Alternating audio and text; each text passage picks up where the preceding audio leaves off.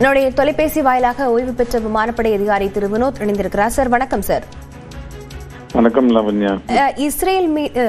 Iran மீது இஸ்ரேலும் அமெரிக்காவும் இந்த தாக்குதலை தொடர்ந்ததிலிருந்து தற்போது பதற்றமான சூழ்நிலை நிலவி வருகிறது. இது மத்திய கிழக்கு நாடுகளையும் இந்த அளவுக்கு பாதிக்கவிருக்கிறது சார்.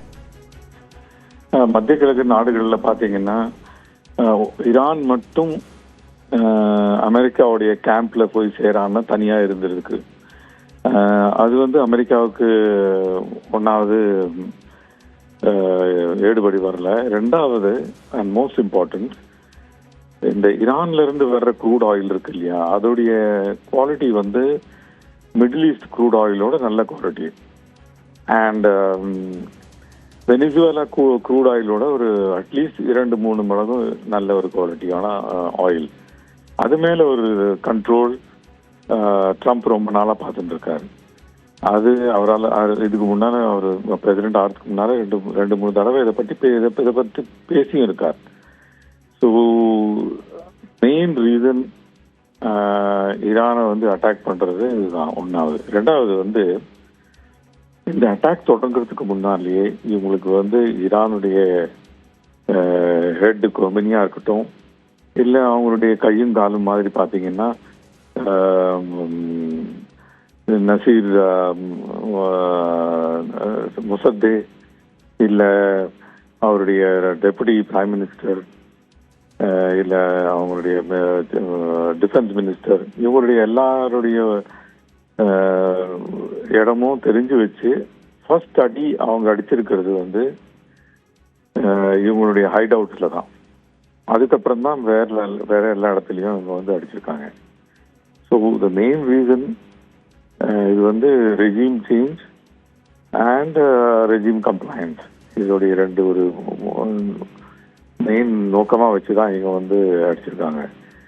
ஆனால் கொமினி இறந்து போனதுக்கு அப்புறம் ஈரானும் ஈராக் மாதிரி பிரிஞ்சு போய் ஒரு வார்லார்ட்ஸ் கண்ட்ரோல்டு ஒரு ஸ்டேட் ஆகி மாறுமான்னு ஒரு பெரிய ஒரு கேள்விக்குறி.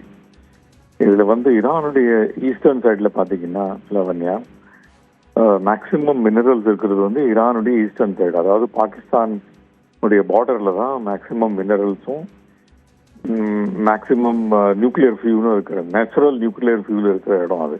இந்த இடத்துல நான் பார்த்துருக்கேன். ஸோ பாகிஸ்தான் இந்த இடத்த கண்ட்ரோல் பண்ணவும் இல்லை கேப்சர் பண்ணவும் ட்ரை பண்ணும். ஏன் பாகிஸ்தானை பண்ண விடுவாங்கன்னா, ட்ரம்ப்புடைய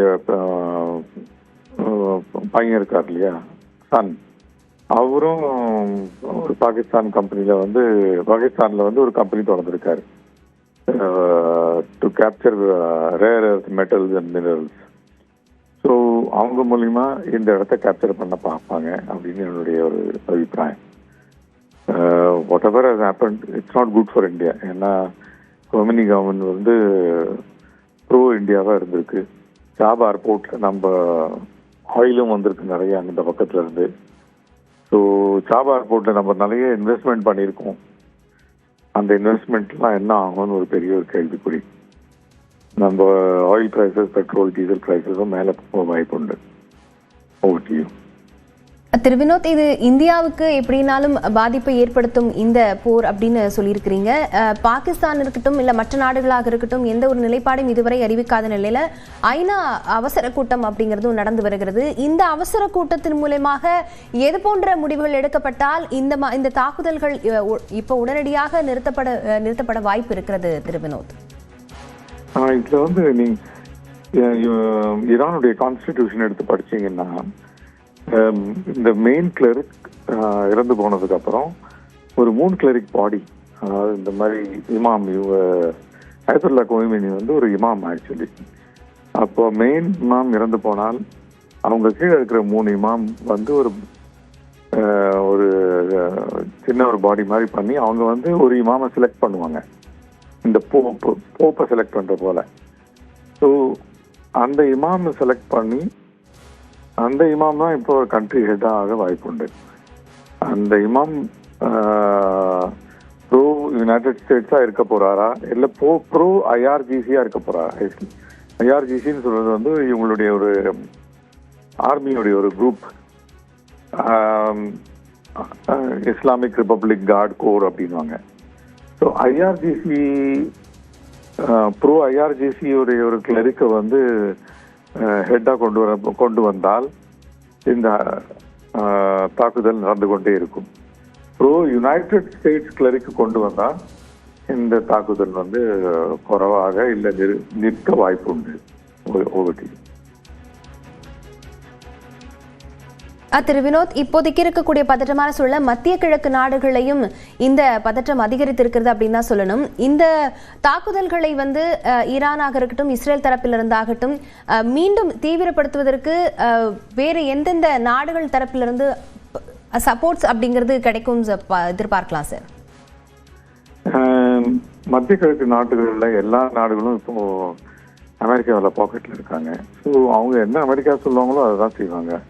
ஏன்னா அவங்களுக்கு நெட் செக்யூரிட்டி ப்ரொவைடர் வந்து அமெரிக்கா தான் மத்திய கிழக்கு நாடுகளில். மத்திய கிழக்கு நாடுகளில் அமெரிக்காவோட இன்ட்ரெஸ்ட் வந்து வெறும் ஆயில் மட்டும்தான். ஏன்னா energy security, especially crude oil இருக்கு இல்லையா, அது வந்து நான் ரினியூவபிள். அடுத்த 20, 30, 40 வருடங்களுக்கு அப்புறம் அது வந்து முடிஞ்சு போயிடும். ஸோ அந்த சமயத்தில் தான் இவங்க வந்து அவங்க அலாஸ்கா ஆயில் யூஸ் பண்ணுவாங்க. ஸோ இவங்க வந்து ரொம்ப ஸ்ட்ராட்டஜிக்கான விஷனில் போகிறாங்க அமெரிக்கா. அந்த சமயத்தில் க்ரூட் ஆயில் இல்லாத கண்ட்ரிகளில் ஏதாவது ஆல்டர்னேட்டிவ் பார்த்து we have to look for an alternative. So அதை பார்த்தீங்கன்னா மெயின்லி இந்த புதிய கிளரிக் யார் வர போகிறாங்க அது மேலே தான் அடுத்த அட்டாக் வந்து டிபெண்டாக இருக்கும்னு நினைக்கிறேன். இன்னைக்கோ நாளைக்கோ புதிய கிளருக்கு வந்து அவங்க அந்த 3 கிளருக்கு சேர்ந்து புதிய கிளருக்கை தேர்ந்தெடுத்து அவரை வந்து கொமினி இடத்துல உட்கார வைக்க போவாங்க. இந்த ப்ரோ ஐஆர்ஜிசியா இருக்க வாய்ப்பு தான் அதிகம். ப்ரோ ஐஆர்ஜிசியான கிளருக்கு வந்தால் இந்த அட்டாக் வந்து இன்னும் தீவிரமாக கூடும்.